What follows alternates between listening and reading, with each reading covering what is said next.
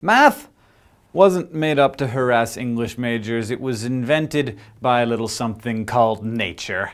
And it's everywhere you look. In fact, there are specific numbers that we see in nature all the time. Together, they're called the Fibonacci sequence, and it goes something like this. 1, 1, 2, 3, 5, 8, 13, 21, 34, 55. You may know this pattern. The first and the second add up to the third, and the second and the third add up to the fourth, and the fourth and the fifth add up to the sixth, and so on. The sequence was first described by mathematicians in India about 1300 years ago, and it was introduced to the West in 1202 by Leonardo of Pisa, aka Fibonacci, who is also responsible for introducing Arabic numerals to Europe, which, yeah, if he hadn't done that, we'd still be counting in Roman numerals, which would be terrible. Fibonacci was a mathematician, and in his book Liber Abaci, he described this sequence with a thought experiments about a family of incestuous bunnies. If you put one boy bunny and one girl bunny together, that's 2, and those 2 together will make a third, and those 3, when they're done, taking turns, will make 5, etc. But the easiest place to find these numbers in nature isn't in bunnies, it's in plants. If you cut a banana into slices, you'll see that it has 3 distinct sections. An apple has 5. No matter what kind of flower you're looking at, chances are it has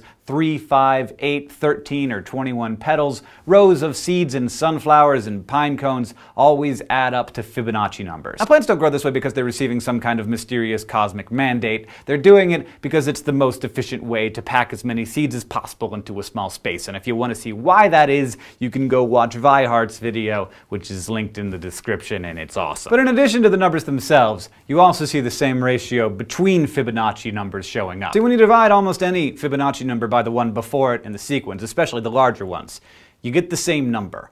1.618 ... well, lots of numbers. The Greeks discovered this long before Fibonacci, and they called it phi. Today, it's sometimes known as the golden ratio. Phi was purportedly used by the ancient Greek sculptor Phidias to illustrate the idea of physical perfection. He's said to have used phi as a ratio between a statue's total height and the distance from the bottom of its feet to its navel, for instance, and also the length of a face divided by its width. There's a whole other set of patterns in nature that are based on what's called the golden rectangle. A rectangle whose side lengths are successive Fibonacci numbers like 8 by 13. This rectangle can be divided up into a series of squares whose lengths are also successive Fibonacci numbers, in this case 1 by 1, 2 by 2, 3 by 3, 5 by 5, and 8 by 8. When you draw an arc from one corner of each square to the other, they join to form a spiral that resembles many of the spirals we observe in nature. From the unfolding leaves of a desert succulent to the arrangement of those pine cone lobes and sunflower seeds and the shells of some snails. The math, you guys.